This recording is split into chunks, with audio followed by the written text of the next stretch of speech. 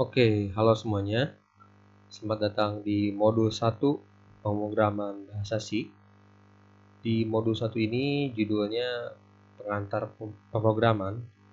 Jadi kita bakal belajar dasar apa aja yang harus kita ketahui sebelum kita belajar lebih jauh tentang bahasa C ya. Oke. Pertama kita harus tahu dulu apa itu yang namanya algoritma. Pasti kita sering dengar ya tentang algoritma ini. Kayak ada algoritma Instagram gitu atau algoritma media sosial. Nah, jadi kalau dalam pemrograman, algoritma itu serangkaian perintah gitu ya atau serangkaian instruksi untuk menyelesaikan sebuah masalah yang tepat, terperinci dan terbatas. Artinya tepat di sini harus bisa menyelesaikan suatu masalah tersebut. Harus rinci juga gitu ya, instruksinya harus sistematis dan terbatas. Artinya terbatas itu ada titik di mana algoritma itu berakhir gitu. Jadi harus ada titik di mana algoritmanya berakhir. Nah, kita kasih contoh yang sederhana untuk algoritma ini. Misalkan ada algoritma menghitung luas persegi panjang gitu ya. Nah, algoritma ini bisa kita nyatakan dengan bahasa manusia gitu ya atau bahasa Indonesia. Misalkan kalau untuk menghitung luas persegi panjang, berarti kita butuh nilai panjang dan lebar dari persegi panjang tersebut. Jadi langkah pertama adalah masukkan nilai panjang dan lebar persegi panjang. Kedua, hitung luas persegi panjang dengan menggunakan rumus panjang kali lebar. Karena luas persegi panjang itu rumusnya panjang kali lebar ya. Nah, kemudian setelah dihitung, maka tampilkan nilai luas persegi panjang yang sudah dihitung tadi. Nah, ini contoh sederhana dari algoritma menghitung luas persegi panjang. Nah, algoritma ini bisa dinyatakan dalam bahasa manusia atau bahasa Indonesia gitu ya, yang tadi kita contohin. Dan untuk di dunia pemrograman gitu, algoritma ini bisa juga dinyatakan dalam bentuk flowchart. Nah, apa itu flowchart? Flowchart itu seperti artinya gitu ya, diagram alir. Artinya sebuah diagram yang menggambarkan alur dari suatu program atau suatu algoritma gitu. Bagaimana proses yang terjadi dalam algoritma tersebut. Nah, diagram alir ini atau flowchart ini punya bentuk-bentuk yang standar gitu, bentuk-bentuk yang udah standar. Nah, ada yang namanya terminator, bentuknya seperti ini. Ini itu dipakai untuk menyatakan awal dan akhir dari suatu algoritma gitu, atau dari suatu program. Nah, terus yang kedua di sini ada preparation, bentuknya segi 6 ya di sini untuk inisialisasi atau pemberian nilai awal. Nanti kita bakal pelajari tentang inisialisasi. Terus yang persegi panjang nih adalah proses. Artinya menyatakan sebuah tindakan yang dilakukan gitu ya, tindakan yang dilakukan oleh si komputernya gitu. Ada proses yang terjadi di sana. Kemudian ada data, dia bentuknya jajar genjang. Ini dipakai kalau kita mau menginputkan atau mengoutputkan sebuah data ke dalam programnya gitu ya. Kemudian ada decision, bentuknya belah ketupat. Itu adalah sebuah percabangan gitu ya. Jadi keluaran dari bentuk belah ketupat ini bakal ada dua, kanan satu ke bawah satu gitu ya misalkan. Nah, kemungkinan yang terjadi dari decision ini ada dua, yaitu true atau false, benar atau salah, ya atau tidak. Jadi bercabang nih di decision ini. Kemudian ada yang namanya predefined process, dia bentuknya kayak gini ya. Ini tuh untuk menyatakan proses yang sudah ditentukan sebelumnya. Nah, mungkin nanti bakal banyak dipelajari bentuk predefined process ini di modul 4 gitu ya, tentang fungsi dan prosedur. Kemudian ada on page connector, di sini bentuknya lingkaran. Ini untuk menyatakan sambungan dari halaman yang sama. Nah, gunanya apa? Misalkan kita membuat flowchart nih dalam sebuah halaman gitu ya. Dan flowchart kita sudah mencapai akhir atau udah nyampe paling bawah nih dari halaman tersebut. Nah, sedangkan kita masih mau menyambung si flowchart tersebut, flowchartnya belum beres. Nah, kita bisa pakai on page connector ini untuk menyambungkan gitu ya proses dari yang sudah sampai bawah tadi ke atas lagi gitu, tapi masih dalam halaman yang sama. Nah, kalau off page connector dia bentuknya segi 5 kayak gini. Dia untuk sambungan di halaman yang berbeda gitu. Kalau halaman yang satunya ini udah penuh. Terus ada flow line ya di sini panah, yaitu ya untuk menyatakan arah berjalannya algoritma gitu, dari bentuk yang satu ke bentuk yang lainnya itu disambungin pakai flow line atau panah. Oke, kita kasih contoh dari algoritma menghitung luas persegi panjang yang sebelumnya. Kita coba nyatakan dalam bentuk flowchart ya. Di awal pasti harus pakai terminator ya. Terminatornya bentuknya seperti ini. Di dalamnya kita kasih tulisan mulai gitu ya. Atau bisa pakai bahasa Inggris start gitu. Kemudian pakai flow line nih disambungin. Kita pakai bentuk jejer genjang.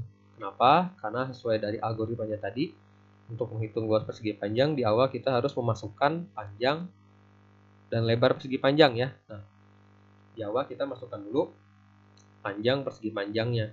Karena ada kata masukkan, artinya kita bakal input sebuah data nih dalam program. Makanya pakai bentuk jejer genjang atau data ini. Kemudian panah lagi, terus masukkan yang lebarnya sama, jejer genjang lagi. Nah, di sini nih kita sambungin ke yang bentuknya lingkaran ini atau on page connector. Kenapa? Karena kita mau menyambungkan si proses ini ke proses yang lainnya, ke bentuk yang lainnya. Tapi di sini sudah sampai bawah nih, jadi nggak cukup. Jadi kita pakai bentuk on page connector ini supaya kita bisa nyambung ke atas lagi gitu di halaman yang sama. Nah, kita kasih tulisan A di sininya, sebenarnya bebas ya. Nah, di atas ini di halaman yang sama kita pakai on page connector lagi untuk menyatakan sambungan dari yang A yang ini gitu. Makanya di sini A, di sini A. Hanya dari sini nyambung sini gitu. Nah, terus tadi algoritmanya itu setelah kita menginputkan atau memasukkan panjang dan lebar persegi panjang, kita hitung luas persegi panjangnya pakai rumus. Nah, rumusnya tadi kan luas sama dengan panjang kali lebar. Nah, ini dimasukkan ke dalam bentuk persegi panjang. Artinya proses nih, ada sebuah proses yang dilakukan oleh si komputer atau sebuah programnya gitu. Nah, terus habis itu tampilkan luas persegi panjangnya. Nah, karena ada kata tampilkan, berarti kita mau output nih, mau outputkan si nilai luas persegi panjangnya. Nah, pakai bentuk yang input output tadi, yang data jejer genjang ya. Kemudian karena udah selesai, kita pakai terminator lagi yang tulisannya selesai. Nah, artinya sesuai tadi ya definisi dari algoritma, si algoritma itu harus terbatas, artinya harus ada selesainya nih di sini.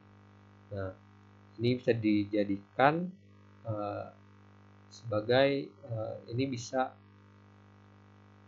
dinyatakan sebagai flowchart yang utuh gitu ya, karena ada mulai dan selesainya. Oke, kita lanjut ke struktur bahasa C. Nah, ini yang kita pelajari yaitu bahasa C. Strukturnya itu bisa dilihat ya di sini. Cukup dengan 8 baris saja, atau bahkan bisa kurang gitu ya, karena ini ada baris yang kosong. Cukup dengan 8 baris saja kita sudah bisa menjalankan program bahasa C. Nah, strukturnya itu seperti apa? Di paling atas di sini baris pertama ini ada hashtag include ya. Hashtag include ini disebut sebagai makro. Lalu di sini ada kurung siku ya. Kurung siku, lalu di dalamnya ada stdio.h. Nah, stdio.h itu apa? Dia itu adalah file header atau library. Nanti bakal kita bahas. Nah, lalu setelah ada makro dan file header ini, kita bisa tuliskan fungsi utama nih di baris ketiga atau main function. Itu kata kuncinya adalah main. Di depannya ada int ya, int spasi main kurung buka kurung tutup lalu kurung kurawa buka. Nah, apa fungsi dari int main ini? Int main ini adalah sebuah titik awal gitu ya dari jalannya si program. Artinya apapun yang ditulis di dalam int main ini dimulai dari kurung kurawa buka sampai kurung kurawa tutup yang di akhir ini akan dijalankan pertama kali oleh si komputer ketika programnya dijalankan. Lalu ada statement di sini. Lalu di akhir ada pengembalian nilai atau return 0. Nah, kita bahas satu-satu. Yang pertama kita bahas dulu file header atau library. Nah, kenapa sih disebut file header atau library gitu? Karena dia adalah sebuah file gitu. Jadi tadi kita bisa tuliskan kan hashtag include stdio.h. Nah, stdio.h ini merupakan sebuah file gitu yang ada di komputer kita, di mana di dalam file itu berisi kode-kode yang bakal kita pakai dalam pemrograman gitu. Nah, ada banyak library dalam bahasa C. Mungkin kita ambil 4 di sini ya. Library yang ada di bahasa C.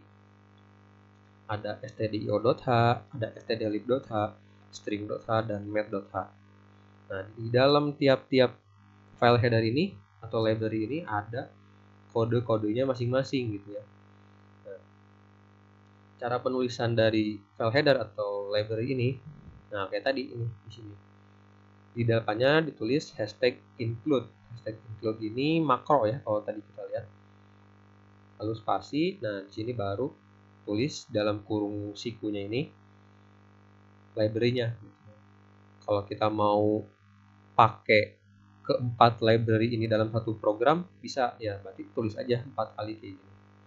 Tapi kalau kita cuman butuhnya stdio.h aja, ya udah satu aja gitu.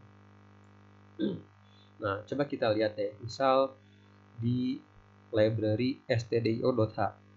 Di dalam library ini banyak kode-kode yang bisa kita pakai. Nah, diantaranya ada 3 kode gitu ya, atau sintaks yang bisa kita pakai. Ada printf, scanf, dan gets gitu. Nah, di sini tiap kode ini ada fungsinya masing-masing.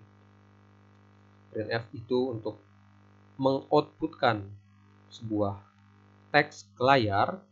Kalau scanf ini untuk menginputkan suatu data. Dan gets ini sama ya kayak scanf, cuman dia bisa menginputkan datanya yang mengandung spasi. Nah, nanti kita bakal pelajari lebih lanjut ya. Oke, itu untuk file header atau library. Selanjutnya kita bahas yang makro ini nih, yang hashtag include. Nah, makro juga sebenarnya banyak ya, cuman yang sering dipakai untuk kita pelajari, yang bakal kita pelajari ada 2. Ada hashtag include, nah yang tadi, dan hashtag define. Nah, penulisannya kayak gini. Misalkan hashtag include ini dipakai kalau kita mau memasukkan sebuah file header ke dalam program kita. Kan kita mau pakai library stdio.h. Ya, di depannya kita harus pakai include. Include itu, hashtag include itu adalah sebuah perintah gitu ya. Sebuah perintah atau instruksi gitu ya pada komputer untuk memasukkan library ini.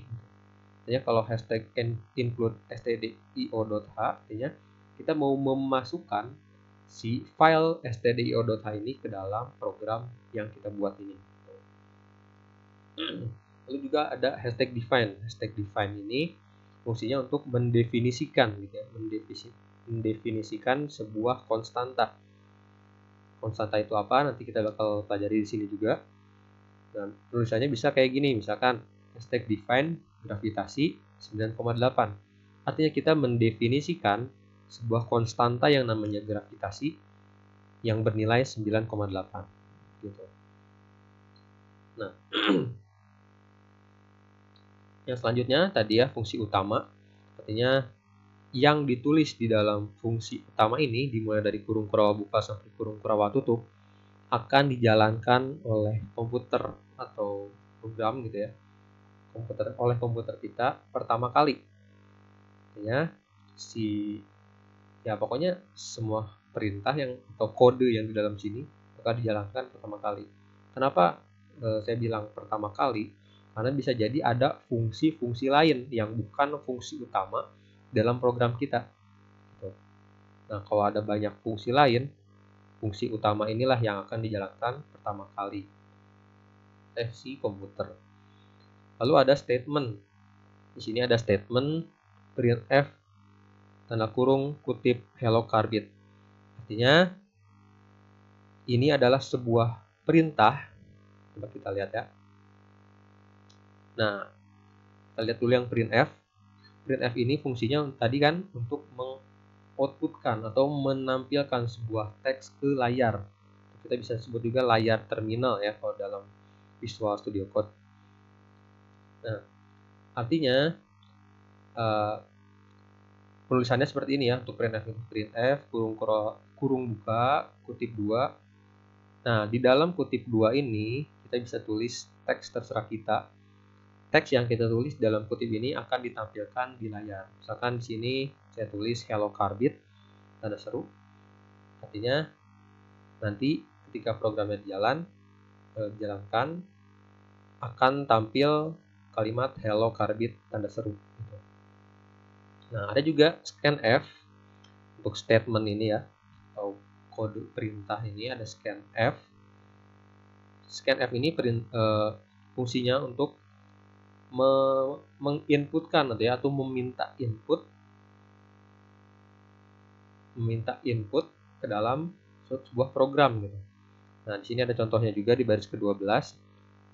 Scanf %d itu apa? Nanti kita bakal pelajari. Koma, simbodan, terus nilai ini apa? Nanti kita bakal pelajari juga. Ya, untuk scanf ini fungsinya untuk menginputkan sebuah data gitu ya, sebuah nilai. Nah, gets juga sama, tapi untuk gets ini datanya dia bisa mengandung spasi gitu. Kalau sebelumnya di sini nilai kita cuma menginput angka doang, kalau di sini gets nama kita bisa menginputkannya itu datanya itu panjang mengandung spasi. Oke, ini cuma 3 contoh statement dari banyak statement di bahasa C ya yang kita pelajari. Oke. Yang selanjutnya di sini ada return 0, di baris ke-7. Return 0 ini dia adalah pengembalian nilai gitu ya. Ini bakal banyak dipelajari nanti di modul keempat, yaitu fungsi dan prosedur. Cuman kita bisa pahami ini sekarang sebagai titik akhir dari program gitu ya. Ya, si fungsi utama main ini, int main ini akan mengembalikan sebuah nilai 0 gitu. Oke. Kita lanjut. Kita mulai langsung untuk membuat program. Di sini ada soal, buatlah program untuk menampilkan kalimat hello carbit. Nah, yang di dalam kotak ini adalah contoh output atau tampilan dari layar terminal kita ketika program kita udah dijalankan ya, atau di run sebetulnya. Nah, coba kita buka Visual Studio Code kita. Oke. Bagi yang belum tahu, untuk memulai sebuah program di Visual Studio Code ini, kita bisa klik yang open folder ya. Lalu kalau kita belum punya folder, kita bisa bikin folder dulu. Misalkan kita bikin foldernya di dokumen gitu ya. Kita bisa klik new folder dulu, kita bikin folder dulu. Misalkan kita kasih nama foldernya misalkan Carbit Programming. Kalau udah, enter, langsung select folder aja. Ditunggu. Nah, kalau sudah tampilannya seperti ini, di sebelah kiri ini ada folder yang udah terbuka ya. Nah, tadi kan judulnya Carbit Programming sudah terbuka ya di atas ini. Kalau ada tampilan kayak gini, klik aja yes, I trust ya. Nah, lalu cara bikin file program bahasa C-nya gimana? Nah, arahkan kursornya ke nama folder kalian tadi yang udah dibuat, terus klik icon pertama ini, new file. Klik, lalu kalian bisa namain filenya bebas, asal jangan mengandung spasi dan diakhiri dengan .c. Misalkan karena ini soal nomor 1, misalkan saya kasih nama soal 1. Nah, ingat jangan pakai spasi dan akhiri dengan titik C atau .c. Karena kita mau memprogram bahasa C. Kalau udah klik enter aja. Nah, di sini kita bisa mulai untuk ngodingnya nih atau membuat programnya. Nah, tadi kan soalnya kan buatlah program untuk menampilkan kalimat hello Carbit. Nah, ingat di awal struktur dari bahasa C kita perlu menuliskan file header-nya dulu. Nah, diawali dengan hashtag include spasi stdio.a. Oke, kita nggak perlu tulis semua library yang ada di bahasa C, kita cuma tulis satu library aja, stdio.a. Lalu kita bisa enter. Nah, di bawahnya kita tulis fungsi utama, langsung tulis fungsi utama atau main function. Tadi kata kuncinya adalah int spasi main kurung buka kurung tutup lalu kurung kurung buka. Nah, kalau kalian udah ketik kurung kurung buka, otomatis sudah ada kurung kurung tutupnya ya. Nah, di tengah-tengah sini kita langsung enter aja. Nah, baru dalam sini kita tulis kode untuk menampilkan si kalimat hello Carbit tadi. Nah, karena mau menampilkan berarti kata kuncinya adalah printf. Karena kita mau outputkan ya. Tulis printf kurung buka, otomatis sudah ada kurung tutupnya. Terus tanda kutip 2, otomatis sudah ada kutip 2 tutupnya. Lalu dalam sini kita tulis kalimat yang mau kita tampilkan. Nah, tadi kalimatnya adalah hello Carbit seru. Nah, habis itu diakhiri di akhirnya dengan tanda titik koma. Kalau nggak ada titik koma, error programnya. Jangan lupa di akhir setiap statement harus ada titik koma. Nah, di bawahnya kita langsung tulis aja pengembalian nilai, yaitu return spasi 0 titik koma. Udah. Nah, cara menjalankannya kalian klik di kanan atas ini run code. Nah, kalau di sininya masih ada gambar serangga gitu ya atau bug, kalian bisa klik panah ke bawah yang ada di sampingnya ini, lalu klik run code ya. Nah, karena ini udah nggak ada serangganya, langsung klik aja. Nah, kalau tampilan di saya nih layar terminalnya ada di sebelah kanan ya. Mungkin kalau defaultnya itu ada di bawah. Jadi tampil. Nah, di sini adalah hasil output dari yang kita tulis tadi. Nah, jadi sesuai namanya tadi ya, printf itu akan menampilkan sebuah teks. Nah, teks yang kita tampilkan tadi hello Carbit. Maka hello Carbit ini akan tampil di layar terminal. Lalu di sini di bawahnya ini ada pesan bahwa programnya berakhir gitu ya. Oke, kalau gitu kita bisa bersihin aja terminalnya. Di terminal kita balik lagi ke materinya. Nah, ini tampilannya udah sama ya, hello Carbit. Oke, kita masuk ke variabel. Jadi apa itu variabel?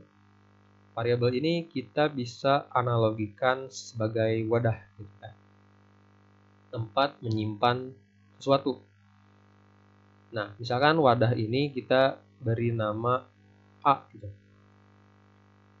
Artinya kita punya variabel yang namanya A. Nah, variabel ini bisa diisi sebuah nilai. Misalkan dalam kasus ini kita kasih nilainya 5. Artinya variabel A bernilai 5. Kita tulis bisa seperti ini.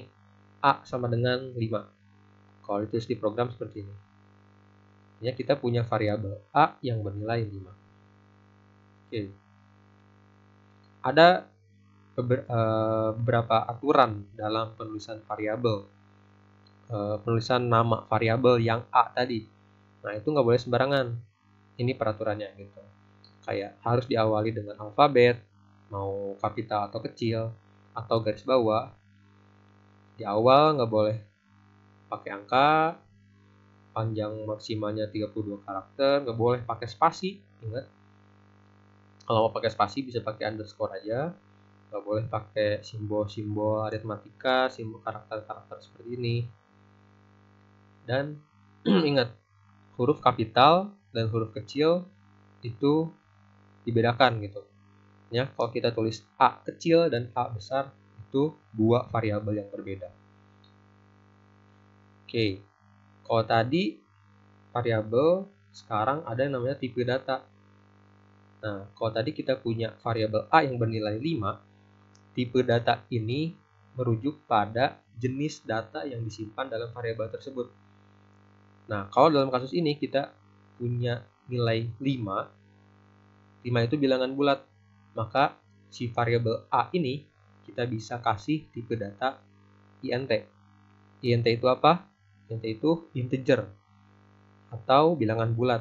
Artinya, nilai yang disimpan dalam variabel A harus bertipe integer atau bilangan bulat. Nah, 5 ini kan bilangan bulat ya.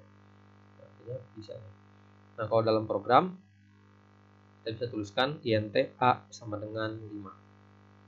Nah, ada banyak tipe data ya dalam bahasa C. Cuman kita ambil 3 aja yang sering dipakai.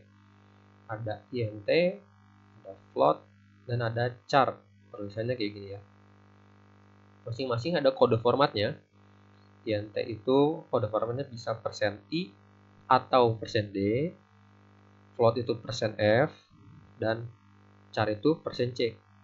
Nah, kalau integer itu atau int itu untuk bilangan bulat ya tadi.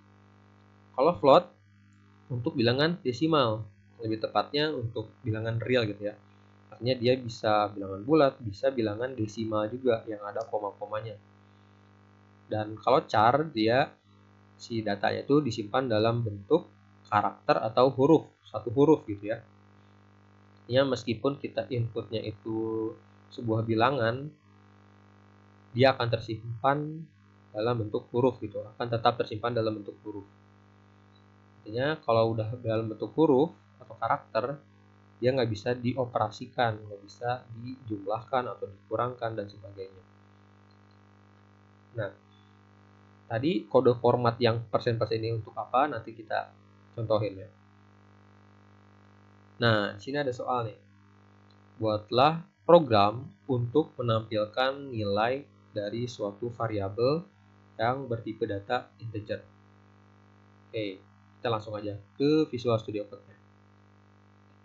Nah, untuk membuat file baru, kita sama kayak tadi ya, arahkan ke nama folder kita, lalu klik icon yang pertama, new file, kita kasih nama misalkan soal2.c, enter. Oke, di awal seperti biasa, kita tulis library-nya, file header, hashtag include stdio.h. Oke, di dalam sini, di bawah sini, kita langsung aja tulis main function-nya, int spasi main kurung buka kurung tutup kurung buka. Nah, karena tadi perintahnya kita mau menampilkan sebuah nilai dari sebuah variabel, artinya kita harus punya variabelnya dulu yang udah dikasih nilai. Misalkan kita kasih aja variabelnya, tipe datanya integer atau int. Nah, kita deklarasikan variabelnya di dalam sini. Tulisnya kayak tadi, int misalkan nama variabelnya A kayak tadi. Int A, kita kasih nilai A-nya langsung, kasih sama dengan 5. Nah, yang baris 4 ini disebutnya deklarasi variabel. Artinya dalam program ini kita punya variabel A yang bertipe data integer yang bernilai 5. Gitu. Nah, selanjutnya di bawahnya baru kita printf, karena kita mau menampilkan sebuah nilai gitu ya. Ada kata menampilkan, berarti pakai printf. Printf bisa seperti ini. Nah, gimana cara kita menampilkan nilai dari variabel a ini? Kita nggak bisa tulis langsung a di sini. Nah, untuk bahasa C itu nggak bisa seperti ini. Caranya, kalau kita mau menampilkan nilainya, yaitu yang 5 ini, kita tulis dalam printf ini dengan kode formatnya. Nah, coba kita balik lagi. Kode format untuk integer, karena tadi variabel a itu integer, adalah %i atau %d. Nah, saya lebih suka pakai %d ya, karena terbiasa ya. Maka di dalam kutip sini kita tulis formatnya, yaitu %d. Nah, lalu setelah tanda kutip tapi masih dalam kurung, tulis koma. Lalu bisa pakai spasi atau enggak juga nggak apa-apa. Di sini ditulis variabelnya. Variabel dari %d yang di sini kita menuliskannya a gitu. Artinya si %d yang ada di sini nanti nilainya adalah nilai dari variabel a. Gitu. Nah, lalu di akhirnya pakai titik koma, jangan lupa. Lalu di akhir return kasih 0. Kalau kita jalankan programnya,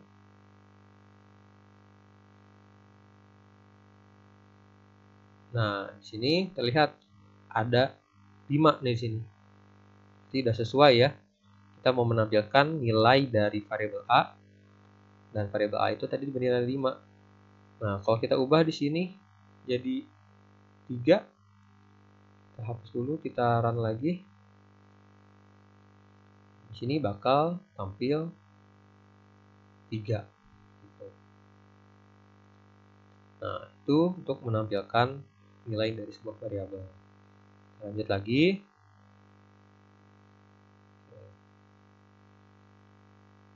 Nah, ada soal selanjutnya nih. Buatlah program untuk menginputkan sebuah nilai bertipe data integer dan menampilkannya kembali. Nah, di sini ada kata menginputkan. Nah, artinya kita bakal menginputkan si nilainya itu sendiri nih. Caranya gimana? Nah, nanti nih contoh tampilan outputnya itu bakal seperti ini. Misalkan ada kalimat masukkan nilai titik 2. Nah, jadi yang ditampilkan itu sampai titik 2 aja nih. Setelah titik 2 kita bakal menginputkan sebuah nilai sini 5. Makanya di sini saya kasih warna oranye gitu ya, atau kuning. Di sini kita bakal inputkan sebuah nilai. Di sini bebas sebenarnya, bisa 3, 5 atau berapapun. Di sini contohnya 5. Dan kalau kita klik enter, nanti bakal ada tulisan nilai yang kamu masukkan titik 2 5. Nah, kita langsung aja ke contoh programnya. Kita bikin file baru lagi, soal 3.c. Seperti biasa di awal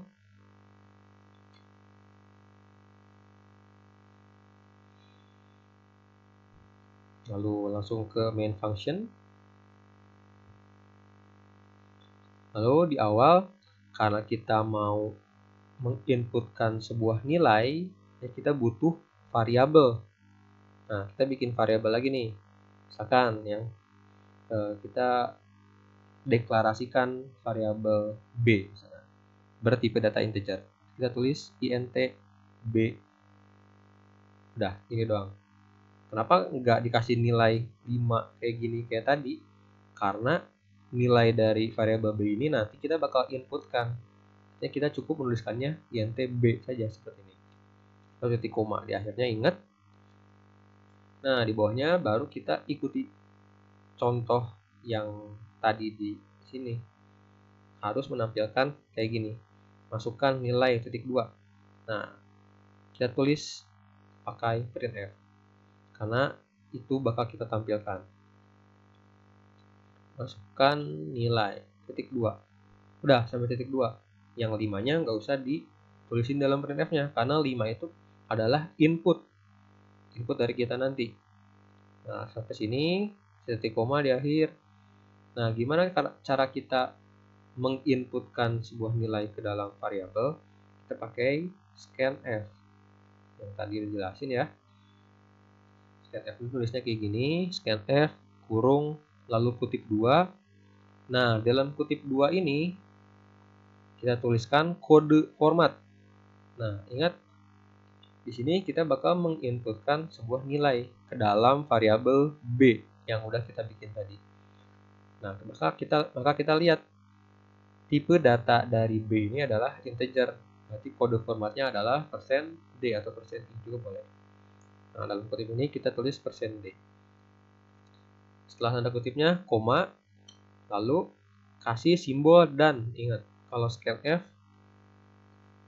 di sininya pakai simbol dan. Nah, setelah simbol dan ini kita tulis variabel yang mau kita masukin datanya. Nah, nanti kita mau masukin datanya adalah variabel B.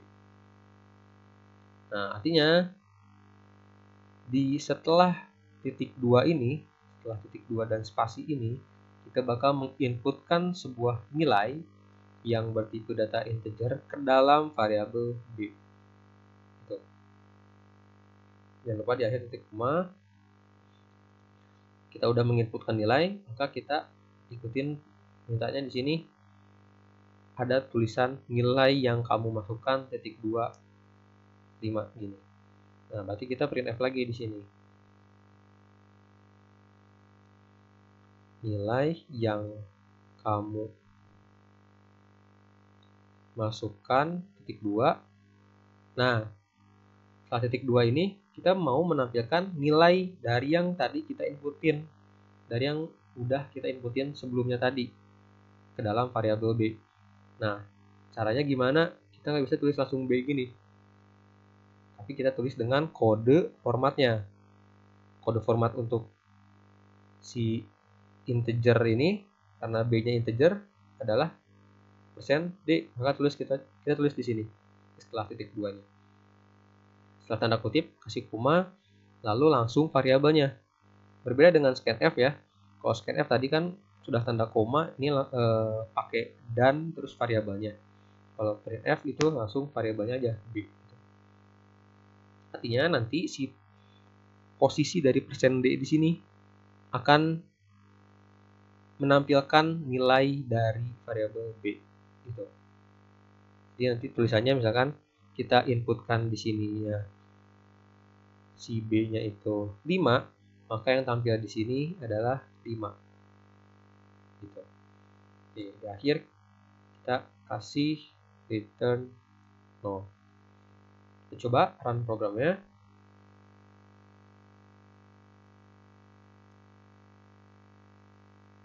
Nah, ada tulisan masukkan nilai titik 2.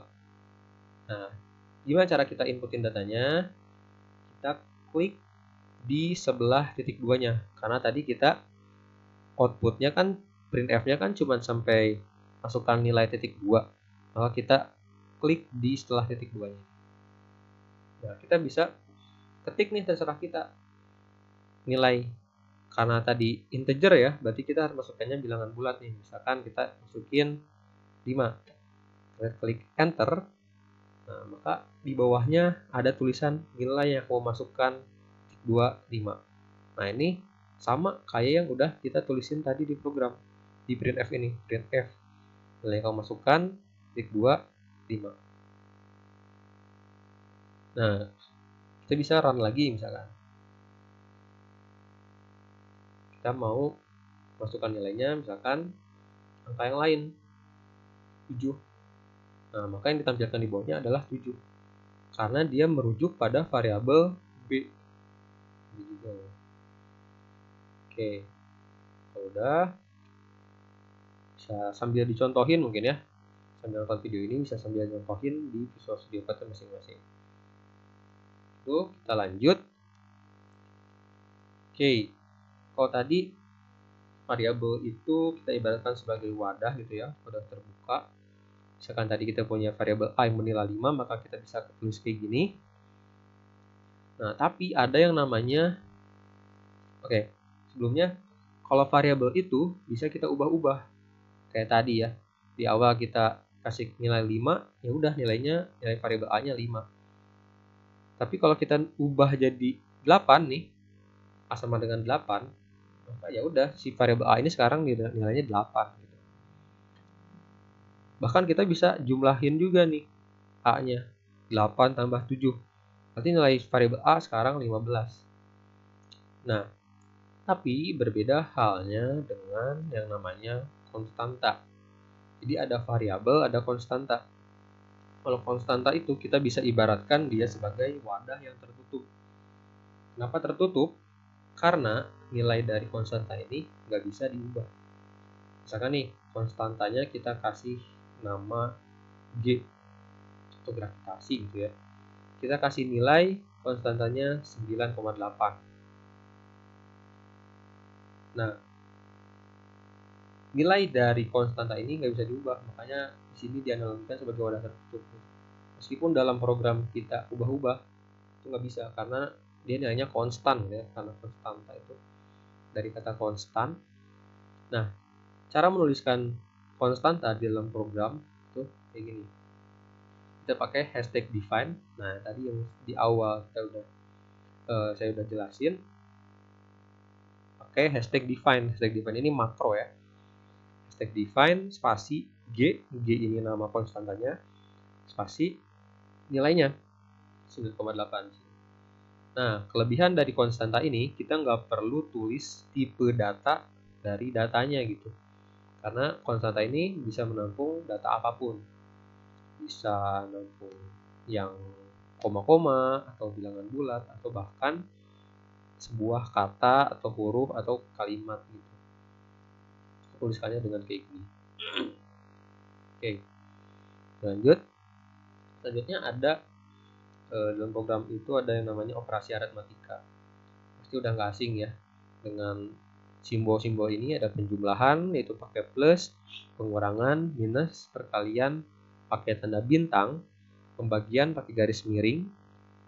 Dan ada yang namanya modulo. Nah, untuk modulo ini mungkin baru pertama kali kalian dengar. Tandanya itu persen. Oke, mungkin yang lainnya gak usah dicontohin ya. Yang 4 ini kita lihat yang modulo ya. Nah, apa itu modulo? Modulo itu adalah sisa hasil bagi. Nah, maksudnya gimana? Kita langsung ke contoh aja. Misalkan ada operasi 5 modulo 2. Nah, seperti kita tahu bahwa 5 itu nggak bisa habis dibagi 2. Gitu. Nggak bisa dibagi secara bulat oleh 2. Karena hasilnya bakal koma-koma ya. Nah, modulo itu adalah sisa hasil baginya. Nah, cara gampangnya kita cari angka terdekat yang dekat dengan 5 yang bisa dibagi 2. Ini harus lebih kecil dari 5, nggak boleh lebih ya. Berarti yang terdekat dengan 5 dan bisa dibagi 2 adalah 4. 4 bisa dibagi 2 ya, dan lebih kecil dari 5. Nah, lalu kita kurangi nih si 5 dengan 4. 5 kurang 4 adalah 1. Maka hasil dari 5 modulo 2 adalah 1. 1 ini adalah sisa pembagian, sisa hasil baginya gitu ya. Kita kasih contoh soal lain. Ada soal 11 modulo 3. 11 bisa habis dibagi 3 karena bakal koma-koma ya. Caranya kita cari bilangan yang terdekat dengan 11 yang bisa dibagi 3, yaitu 9. 9 bisa dibagi 3 ya. Maka kita kurangi 11 dengan 9. 11 kurang 9 adalah 2. Maka hasil dari 11 modulo 3 adalah 2. Gitu. Oke, ada contoh lagi. 223 modulo 100. 223 nggak bisa habis dibagi 100, maka kita cari bilangan terdekat yang bisa dibagi 100, yaitu 200. 200 bisa dibagi 100 kan? Nah, maka 223 dikurangi 200 adalah 23. Maka hasil dari 223 modulo 100 adalah 23. Oke. Kalau soalnya 25 modulo 5, nah karena 25 ini bisa dibagi 5, ya udah hasil dari modulonya adalah 0 gitu. Nah, dia habis dibagi 5. Lalu gimana kalau 4 modulo 10? Nah, di sini angka yang depan lebih kecil dari angka yang belakang. Maka hasil modulonya ya udah tulis aja angka yang depannya 4 gitu. Jadi kalau yang depan lebih kecil dari yang belakangnya, maka hasil modulonya adalah angka yang depannya itu sendiri. Oke, ada soal di sini. Buatlah program untuk membagi dua buah bilangan yang diinputkan. Nah, di sini ada kata diinputkan nih, berarti kita bakal menginputkan sebuah nilai ke dalam variabel. Oke, kita langsung oh ya, di sini ada contoh outputnya ya. Ini ada masukkan nilai A titik 2. Nah, misalkan di sini diinputkan 7, terus ada masukkan nilai B, kita masukkan 2, maka nanti ada tampilan A dibagi B sama dengan hasilnya, yaitu 3,5 ya. Kita langsung ke soalnya, ke programnya, kita bikin file baru lagi. Soal 4.c. Seperti biasa kita tulis file headernya. Kita tulis main function.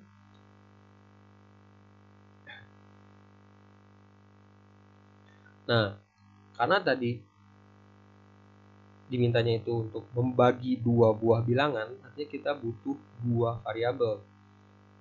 Kita kasih aja tipe datanya yaitu integer. Misalkan variabelnya itu x sama y. int kasih x, y. Nah, di sini kita punya dua buah variabel, ada x sama y. Lalu setelah itu kita bikin variabel lagi, variabel untuk menampilkan si hasil pembagiannya. Nah, kayak tadi kan di sini ada hasil pembagiannya di sini 3,5. Nah, 3,5 ini harus punya variabel. Sebenarnya enggak juga nggak apa-apa sih, cuman kita sini kita pakai variabel ya. Nah, karena dia hasil pembagian itu memungkinkan untuk koma-koma gitu ya, maka kita kasih tipe datanya itu float. Nah, float itu bisa menampung desimal ya. Nah, kita kasih variabelnya. Misalkan nama variabelnya adalah hasil gitu ya. Hasil. Jadi koma. Udah. Ya, kita udah punya 3 variabel. Ada x sama y yang tipe datanya integer dan hasil yang tipe datanya float. Udah, kita langsung ke program utamanya gitu ya. Nah, tadi yang diminta di soal itu outputnya harus kayak gini. Masukkan nilai A titik 2. Nah, kita kasih printf.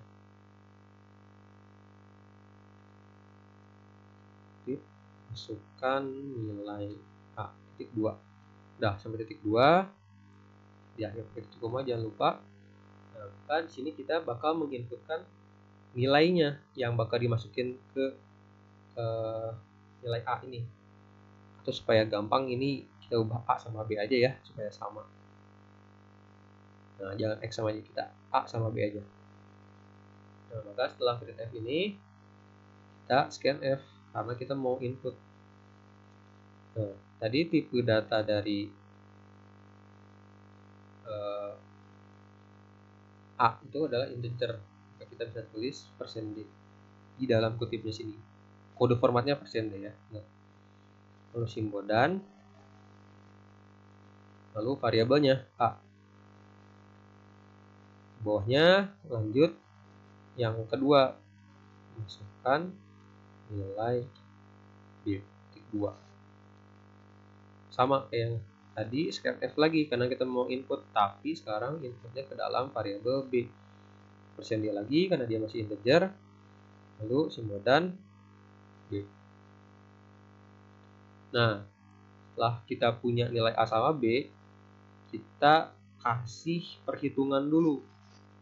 Karena tadi dimintanya hasil pembagian, maka kita bisa tulis rumusnya.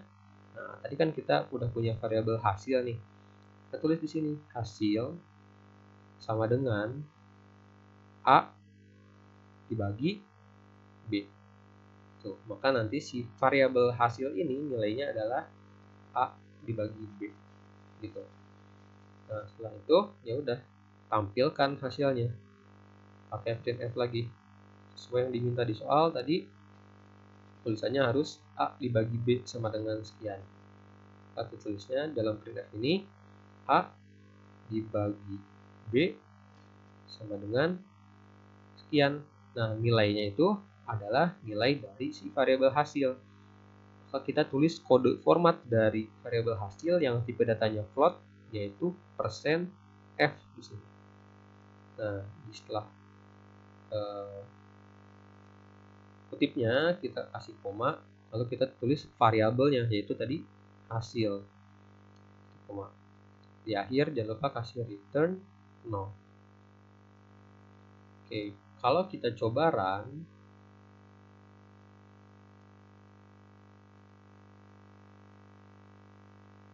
kita masukkan nilai A-nya di sini.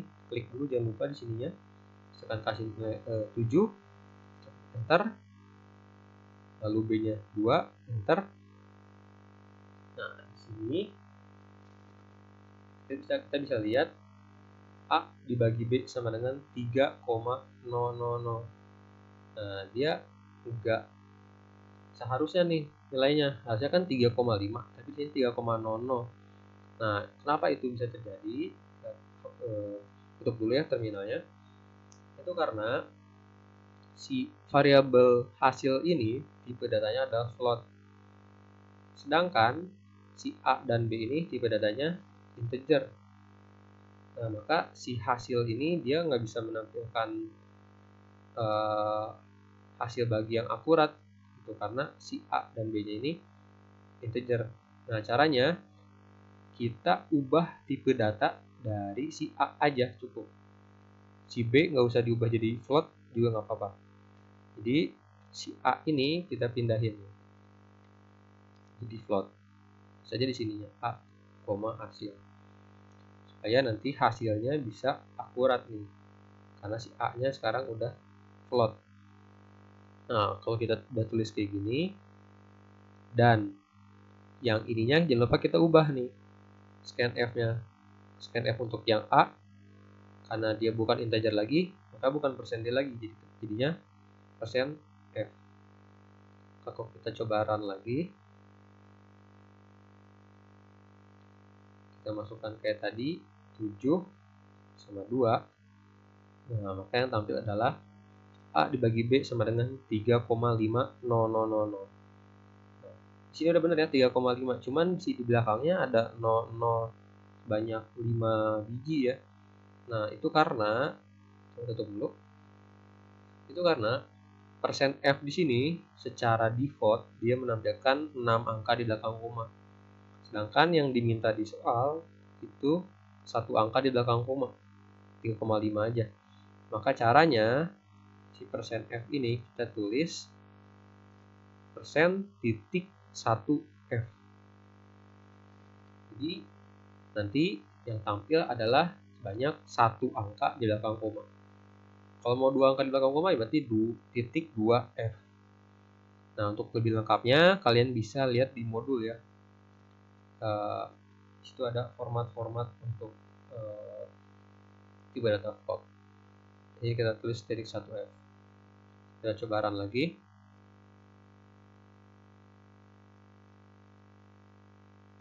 Tulis 7 sama 2, hasilnya 3,5. Udah sesuai. Nah, misalkan nih kita mau menampilkan ada baris kosong di sini. Nah, gimana caranya? Nah, dalam program kalau kita mau membuat baris baru, kita bisa tulis pakai \n. Backslash itu adalah garis miring terbalik ya. Di atas tanda enter itu ada garis miring terbalik. Kita tulis di dalam printf. Nah, printf yang mana? Nah, untuk kasus ini kita tulisnya di awal printf yang ini, hasil pembagiannya ini. Tulis di sebelum kata A dibagi B ini, backslash, garis miring balik, terus huruf N. Nah, ini nggak usah pakai spasi juga nggak apa-apa ya. Nah, kalau kita udah tulis kayak gini, artinya sebelum kalimat A dibagi B sama dengan sekian ini, bakal ada baris baru nih. Makanya ada backslash di sini. Kita coba run lagi. Akan tampil kan. Nah, di sini ada baris baru yang kosong gitu. Nah, kita lanjut lagi. Oke, di sini ada operasi penugasan ya. Ada 6 operasi penugasan di dalam bahasa C. Yang pertama ada pengisian nilai atau sama dengan. Nah, kayak sebelumnya aja. Pengisian nilai itu adalah pengisian nilai ke variabel kayak tadi. Yang variabel tadi ada A sama dengan 5. Nah, di sini A sama dengan 8 ini artinya kita mengisi 8 ke dalam variabel A. Itu aja gampang. Terus ini ada operasi plus sama dengan ya. Nah, ada plus sama dengan, ada minus sama dengan, kali sama dengan, sama bagi sama dengan, ada modulo sama dengan. Kita kasih contoh. Misalkan kita punya nilai A bernilai 5. Ya, sekarang si A ini bernilai 5. Kita tugaskan A ke dalam variabel ini. Kita tugaskan 5 ke dalam variabel A gitu ya. Terus di bawahnya kita punya A plus sama dengan 3. Nah, A plus sama dengan 3 ini artinya sama aja kayak A sama dengan A tambah 3.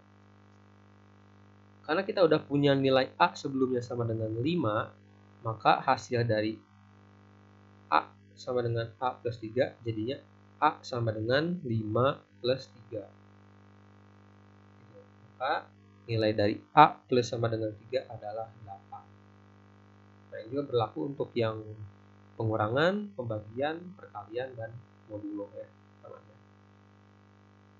Nah, selanjutnya ada yang namanya tipe bentukan atau struct. Struct ini bisa ibaratkan sebagai rak. Kalau tadi kan variabel itu sebagai wadah. Nah, kalau tipe bentukan atau struct ini kita bisa ibaratkan sebagai raknya. Rak ini misalkan kita kasih nama X. Nah, dalam rak ini ada wadah-wadah. Ada variabel-variabel yang bisa berisi nilai.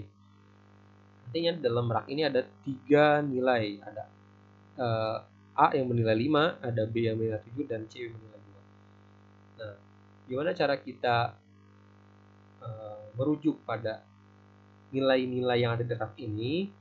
Kita bisa tuliskannya kayak gini. Kalau kita mau mengakses si A ini, kita harus akses dulu nama struknya. Karena si A ini ada di dalam rak X, maka kita tulis X.A sama dengan 5. Karena kan nilai A sama dengan 5. Itu untuk yang B, ya, X.B sama dengan 7. Yang C juga sama, X.C sama dengan 2. Nah, penulisan struct di dalam program bahasa C ini tulisnya bisa kayak gini.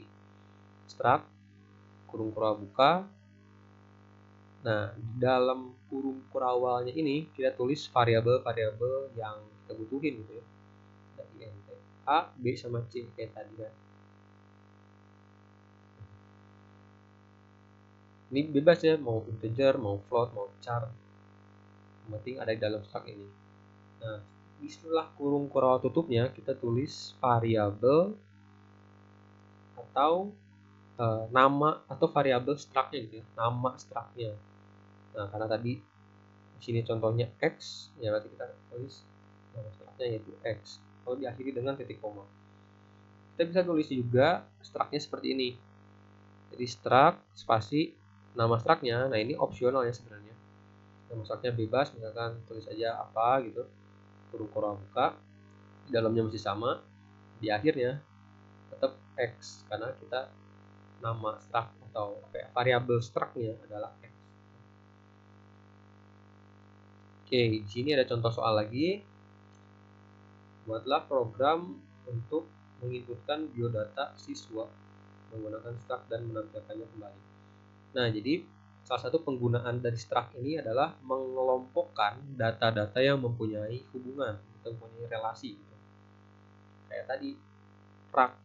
Nah, rak itu kan biasanya ada rak khusus buku nih, ya isinya buku-buku.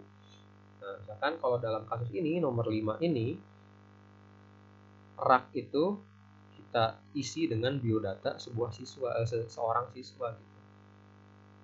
Nah, artinya struct yang isinya nama, gender, sama usia. Di sini contohnya ya.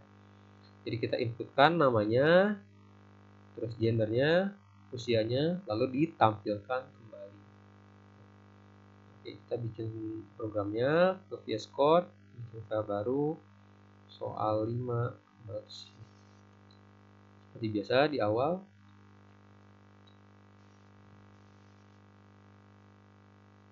langsung masuk ke int main aja. Lalu kita tulis struct-nya di sini. Nah, sebenarnya penulisan struct itu biasanya sih di luar dari main ya. Jadi di setelah include ini, di luar main. Kita tulis kata kuncinya tadi apa? Struct ya. Kita bikin struct dulu di sini. Kita mendeklarasikan struct dulu. Struct kurung buka, langsung klik enter. Nah, dalam struct ini kita tulis variabel-variabel yang kita butuhin. Karena tadi dalam biodata itu ada 3 variabel, ada nama, gender, sama usia. Nah, berarti kita tulis di sini. Nah, untuk nama itu karena berbentuk karakter, kita bisa deklarasikan dia pakai char, tipe datanya char. Char nama, variabelnya nama. Nah, karena nama itu terdiri dari lebih satu karakter, maka kita kasih array. Nah, apa itu array? Kita belum pelajari di sini. Nah, di setelah nama ini kita pakaiin dia kurung kotak ya. Kurung kotak. Di dalamnya kita tulis jumlah digit maksimal yang bisa ditampung dari nama. Misalkan kita tulis aja 50. Ya, si variabel nama ini bisa menampung sebanyak 50 karakter. Nah, terus tadi ada apa lagi? Ada gender. Gender juga dia bentuknya karakter ya, berarti kita tulis aja di sini di char ini. Tambahin lagi koma. Gender gitu. Sama, kita kasih misalkan 20 deh gitu. Nah, enter. Kita tulis satu variabel lagi tadi apa? Usia. Nah, usia itu bentuknya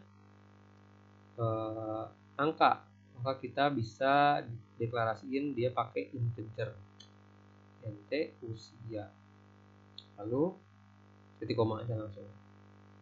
Nah, setelah kurung tutupnya kita kasih nama struct-nya.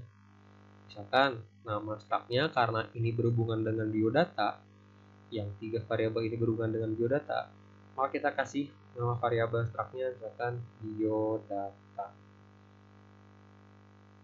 Titik koma. Oke, kita udah punya struct biodata yang isinya 3 variabel ini. Oke, kita lanjut lagi ke dalam int main ya. Oke, yang pertama kita harus lakuin adalah menampilkan kata ini, nama titik 2. Nah, pakai printf nama titik 2 spasi biar ada jaraknya ya. Nah, setelah nama titik 2 itu kita mau menginputkan namanya. Nah, di sini nih yang Erik Dania ini adalah inputan dari kita. Nah, untuk menginputkan ke dalam variabel nama, karena nama ini lebih dari satu karakter dan bisa jadi mengandung spasi, maka kita jangan pakai scanf inputnya, tapi pakai gets. Ingat tadi gets itu bisa menampung spasi. Nah, cara penulisan gets itu adalah gets kurung buka. Nah, di dalam kurungnya ini kita bisa isi sama variabel. Karena kita mau menginputkan nama, kita mau masukin datanya ke dalam variabel nama. Tapi ingat, kita nggak bisa langsung tulis nama kayak gini. Karena variabel nama ini ada di dalam struct. Nama struct-nya adalah biodata. Maka kita nulisnya itu jadinya biodata titik. Nah, di sini ada pilihannya nih. Berarti biodata titik nama. Oke. Setelah itu titik koma. Di bawahnya printf lagi. Yaitu tadi apa? Gender. Dan titik 2 spasi. Nah, untuk gender ini karena dia bisa jadi mengandung spasi juga ya, kita nggak tahu, pakai gets aja supaya aman. Gets. Nah, sama nih gender juga masih di dalam biodata, di dalam stak biodata, maka kita tulisnya di sini biodata dot gender. Nah, ini nggak usah ditulis ya yang kurung kotaknya ini, tulis aja variabelnya gini. Nah, terus satu lagi usia titik 2. Nah, baru kalau yang usia karena dia berbentuk integer di sini kita pakai scanf aja. Scanf, lalu sini kode format untuk usia itu integer jadinya %d. %d, koma, lalu simbol dan nama variabelnya yaitu usia. Tapi ingat usia juga masih dalam strak biodata, jadinya nulisnya biodata dot usia. Udah, titik koma. Kita udah beres inputnya. Nah, kita tampilkan lagi yang udah kita inputin sebelumnya. Kita pakai printf lagi di sini. Nah, kita pisahin ya. Printf, kita tampilkan. Tampilannya harus kayak gini. Nama titik 2 bla bla bla, gender bla bla bla, usia bla bla bla. Titik 2-nya harus sejajar kayak gini. Oke, jadi kita tulis nama titik 2. Nah, untuk mensejajarkan si titik 2 kita bisa pakai backslash t di sini. Backslash t lalu tanda titik 2-nya. Artinya backslash t ini tab ya maksudnya ya. Kalau kita misalkan di Microsoft Word kita mau menjorokkan sebuah paragraf, kita klik tab ya. Kalau klik tab kan jadi menjorok. Nah, ini sama kayak backslash t. Kalau tadi backslash n itu untuk new line. Nah, backslash t titik 2, lalu di sini kita mau isi dari tampilkan si namanya. Maka kita perlu tuliskan kode format dari nama. Nama itu tadi char. Char itu kode formatnya %c. Tapi karena nama ini lebih dari satu karakter, kita nggak bisa pakai %c. Jadinya pakai %s. %s itu string ya. String itu kumpulan dari karakter. Jadi kita tulis %s. Lalu di akhirnya pakai backslash n supaya nanti apapun yang ditulis di setelah nama ini dia dibuat di baris baru. Tuh. Setelah tanda kutipnya kita kasih koma, lalu kita tulis variabel yang mau kita tampilkan, yaitu yang nama. Yaitu jadinya biodata dot nama. Ingat, pakai biodata karena ada di dalam struct. Di koma, lagi yang ditampilkan lagi tadi apa? Gender backslash t lagi 2. Gender itu dia backslash %s juga ya, karena lebih dari satu karakter. Backslash n lagi, koma, biodata dot gender. Kemudian terakhir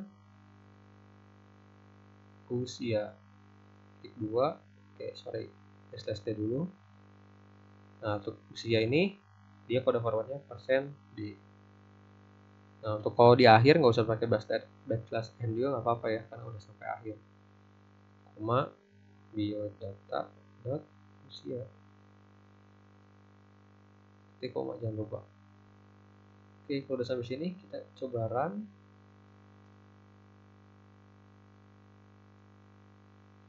Nah, kalau tampil kayak gini, kita bisa klik, lalu kita inputkan, misalkan kayak tadi, Erik Dania, enter, masukkan gendernya,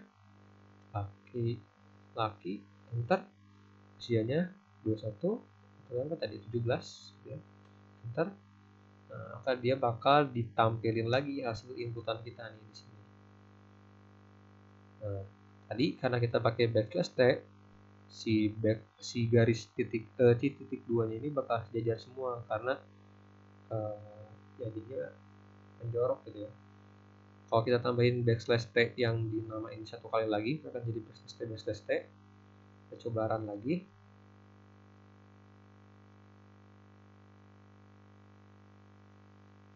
Kita coba inputin lagi.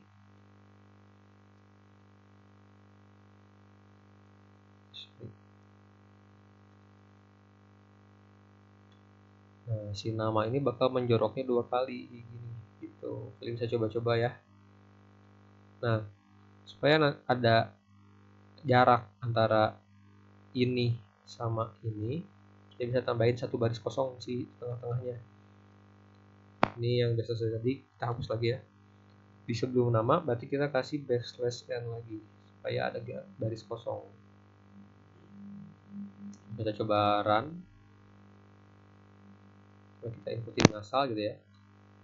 Di enter yang asal gini, usianya angka ya, kalau usia boleh asal tulis.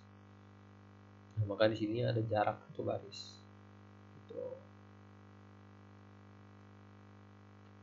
Oke, itu aja untuk modul 1. Bukan itu aja ya, sebenarnya banyak yang kita pelajari di modul 1. Semoga bisa dipahami. Sekian untuk video kali ini.